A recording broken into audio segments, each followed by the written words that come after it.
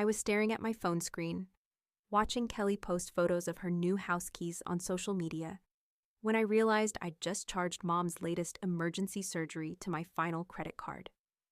$50,000 in debt, collection calls starting to flood in, and my adopted sister was celebrating a $50,000 down payment gift from the same mother who'd begged me for help just hours earlier.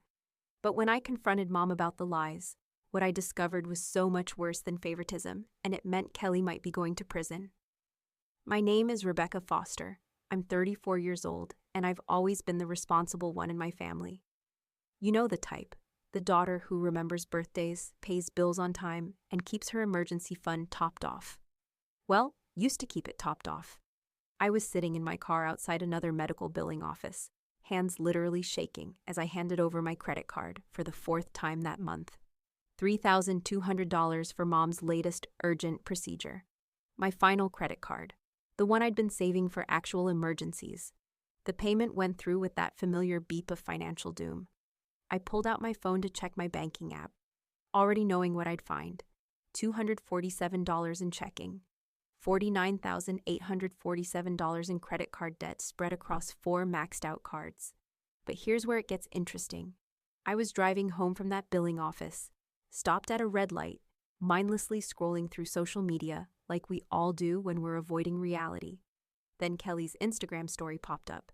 My adopted sister, beaming with champagne glasses and shiny new house keys. The caption read, "Dreams do come true. Thanks, Mom, for believing in me. New home owner, Slotjer of blessed per family first." The timestamp showed 2 hours ago. The exact same time I was sitting in that billing office, charging Mom's medical expenses to my last functioning credit card. Weird coincidence, right? Well, that's what I thought too. I called Kelly immediately, trying to keep my voice steady. She was practically bouncing through the phone, gushing about her new 3-bedroom house in the suburbs. When I asked about the down payment, just casual sister curiosity, she got all vague and giggly. "Oh, Mom, she's always been generous," Kelly said, like Mom was some kind of wealthy benefactor instead of a woman supposedly drowning in medical bills. Then Kelly dropped this gem. "She said you were happy to help with her medical stuff since you're so good with finances. Happy to help. Like I'd volunteered to bankrupt myself." The call ended with Kelly rushing off to meet her realtor, and me sitting in my driveway with this growing knot in my stomach. Something wasn't adding up, and my brain, trained by years of marketing analytics, started connecting dots I didn't want to see. That night, I did what any rational person drowning in debt would do. I spread 3 years of bank statements across my kitchen table like some kind of financial crime scene. The pattern hit me like a freight train. Every single time I'd made a large payment for Mom's medical expenses, Kelly had received some mysterious windfall within days or weeks. $15,000 for Mom's emergency surgery in March, followed by Kelly's work bonus trip to Europe. $8,000 for dental work in July, followed by Kelly's brand new car lease. The timing was too perfect, too consistent, too suspicious. But wait, there's more to this twisted family drama. I printed out every bank statement, every social media post, every convenient coincidence. Then I drove to Mom's house unannounced, armed with evidence and a growing sense that I'd been played for 3 straight years. I found Mom in her garden, looking confused and wearing 2 different shoes. When she saw me, she smiled but called me Kelly twice before catching herself. My anger started mixing with something else, concern. The mail was scattered across her kitchen counter. Expired food filled her fridge. She asked me about the weather 3 times in 5 minutes, each time like it was the first. What I discovered next would make my credit card debt look like pocket change compared to the real cost of Kelly's lies. I sat Mom down at her kitchen table, spreading those damning bank statements like I was dealing poker cards. The evidence was overwhelming. $50,000 of medical bills, lined up perfectly with Kelly's sudden windfalls. "Mom, we need to talk about these payments I've been making." She looked at the papers, then at me, her face cycling through confusion and defensiveness. "Kelly told me you volunteered to handle all the medical expenses because you're so successful, and she's still finding her way." Successful? I was eating ramen noodles for dinner and hadn't bought new clothes in 2 years. "What medical expenses exactly?" I pressed. "Tell me about your recent surgery. the one I just paid $3,000 for.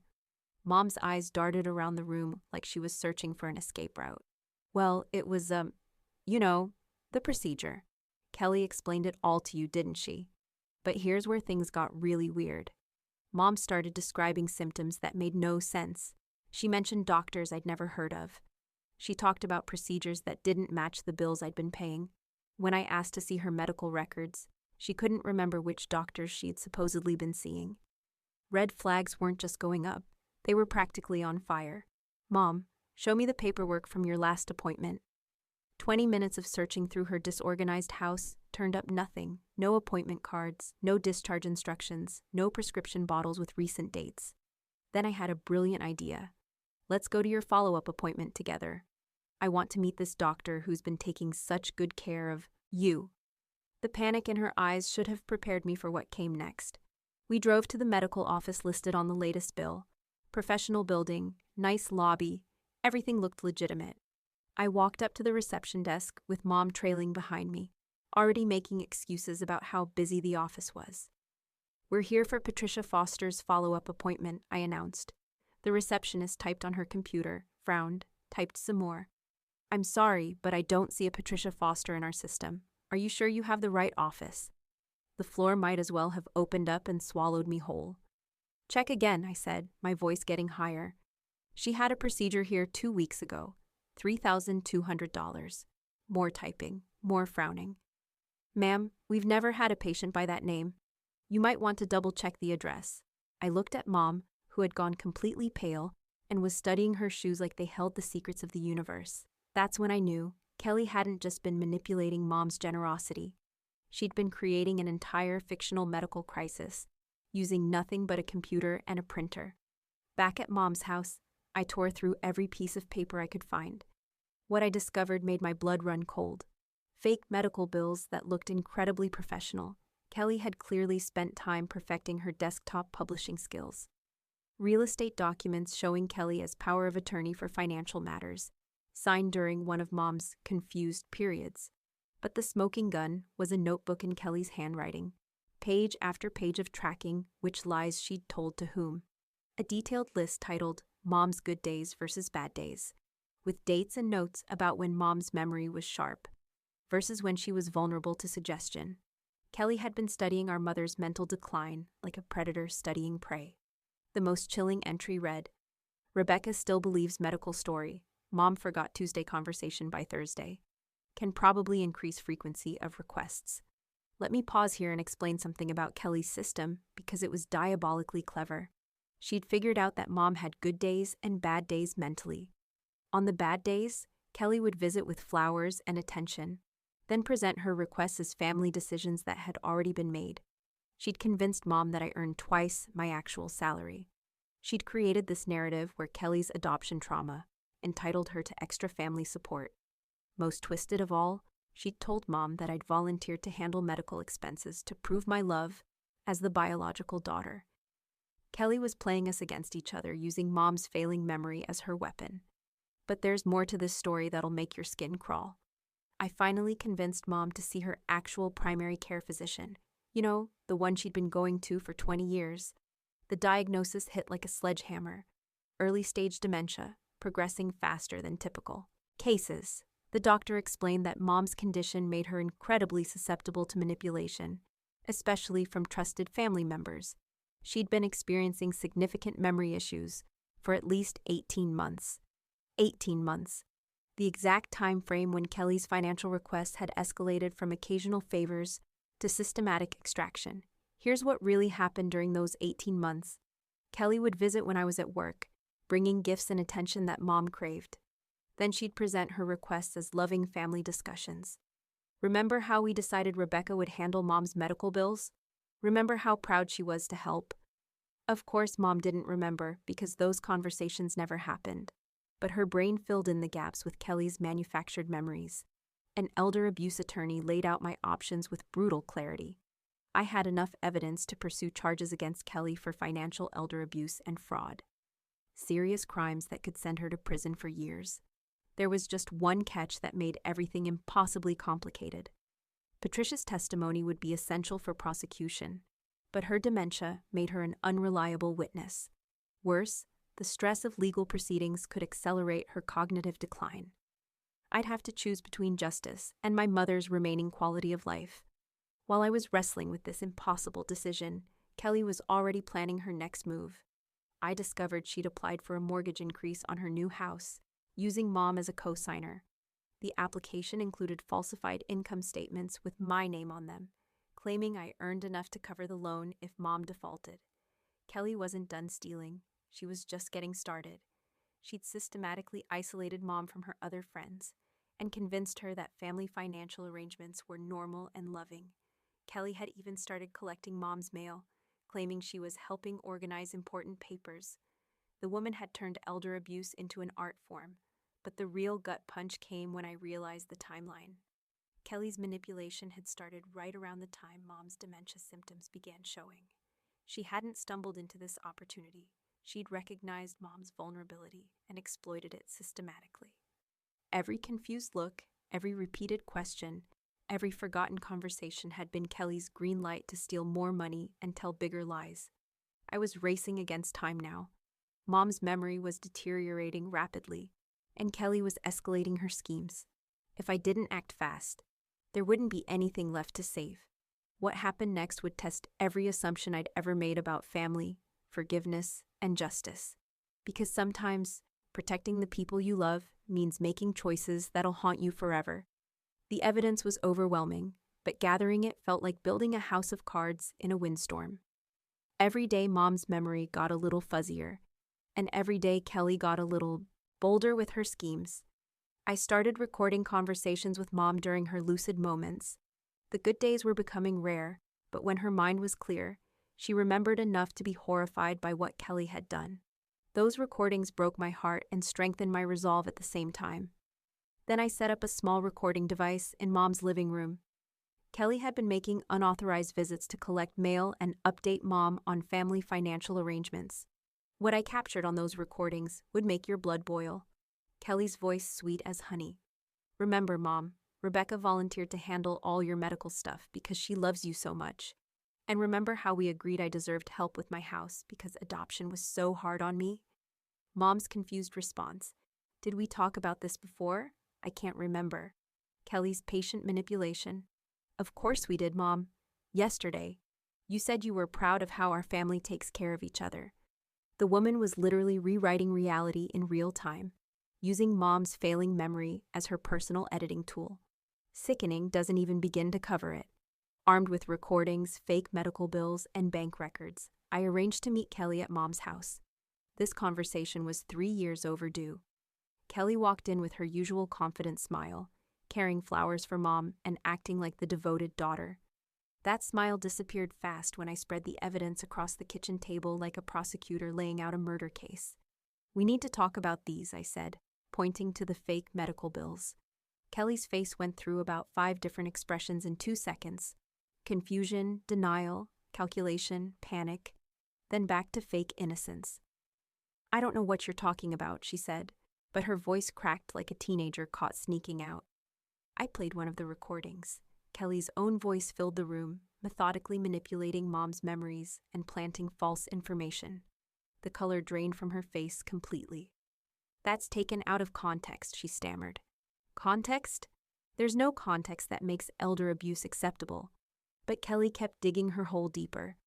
"You never cared about Mom anyway," she exploded when cornered. "You've always had everything handed to you because you're the real daughter. I had to fight for every scrap of love in this family. The adoption trauma card. Kelly's ultimate weapon when all else failed. Here's the thing about trauma. It explains behavior, but it doesn't excuse criminal activity. Kelly had crossed that line about $50,000 ago. When I presented Mom's dementia diagnosis and the timeline showing Kelly's escalating manipulation, she finally broke down. The tears came fast, along with a confession that revealed the true scope of her crimes. Kelly admitted to everything: the fake medical bills, the systematic manipulation, even using Mom as an unauthorized co-signer for her mortgage increase. But her justification was what really got to me. "She wanted to help me," Kelly sobbed. "Deep down, she knew I needed it more than you did.